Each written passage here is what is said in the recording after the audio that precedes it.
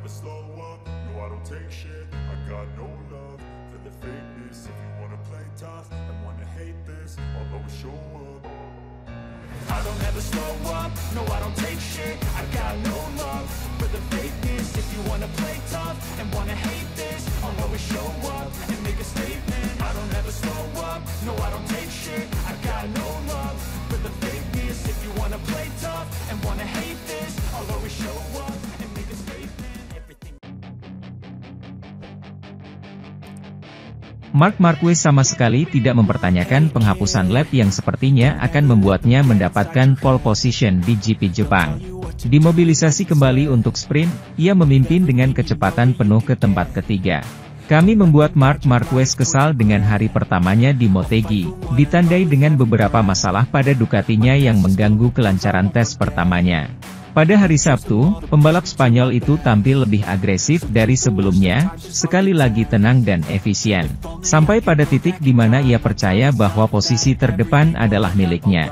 Namun, gambar-gambar tersebut dengan jelas menunjukkan bahwa ia telah menggigit area di luar jalur selama putaran tercepatnya di kualifikasi, yang kali ini dikonfirmasi oleh Stewart dengan menghapusnya. Namun, beberapa kebingungan muncul karena keputusan ini diambil setelah beberapa menit, sehingga Marquez tidak memanfaatkannya untuk mencoba mengejar ketinggalan.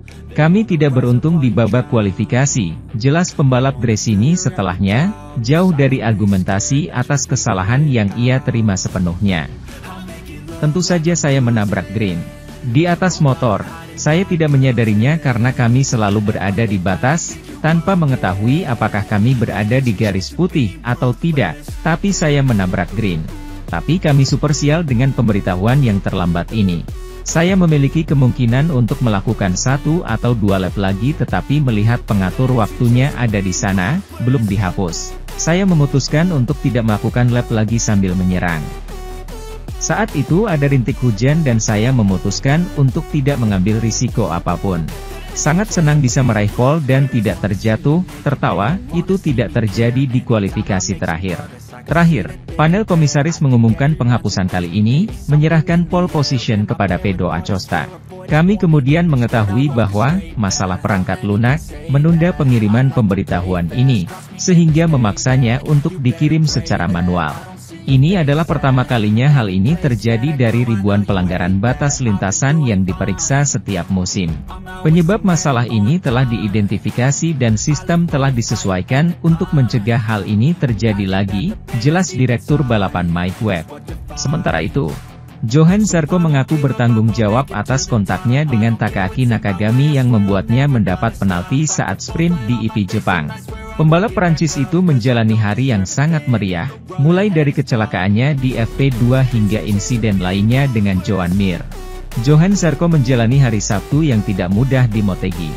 Jauh dari kemampuan untuk memperebutkan poin selama sprint, pembalap Prancis itu pertama kali kehilangan waktu dengan mengikuti Joan Mir keluar lintasan, ketika Joan Mir terjatuh. Tak lama kemudian, ia terlibat insiden dengan rekan setimnya di LCR, Takaaki Nakagami, yang membuat Zarco terjatuh saat mencoba menyalipnya. Dengan sangat cepat, komisaris lomba memberinya putaran panjang. Setelah kesalahan, dengan Mir, saya mencoba untuk kembali secepat mungkin tetapi tidak bisa menyalip saat pengereman, karena saya tidak bisa memperlambat motor dengan baik. Jelas Zarco di channel. Saya memiliki kecepatan menikung yang bagus dan pada lap ini Taka sedikit melebar. Saya mencoba menyalipnya karena disitulah satu-satunya tempat saya bisa melakukannya. Saya berharap dia bisa menemui saya lebih awal dan mengangkat motornya tetapi kami melakukan kontak dan saya tidak ingin dia terjatuh.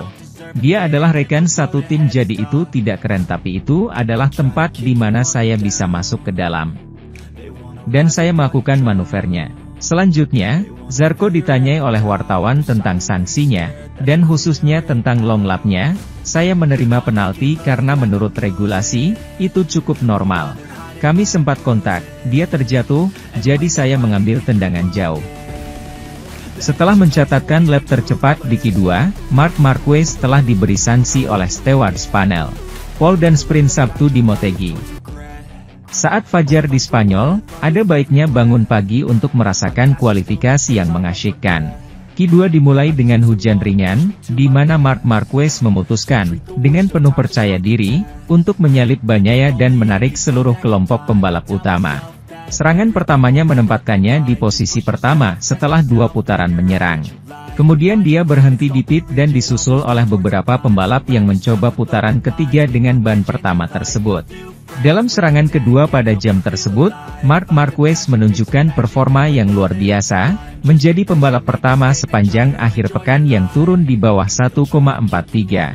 Dengan waktu 1:42.868, dibangun dengan 2 split terakhir yang jelas lebih baik dari para pesaingnya.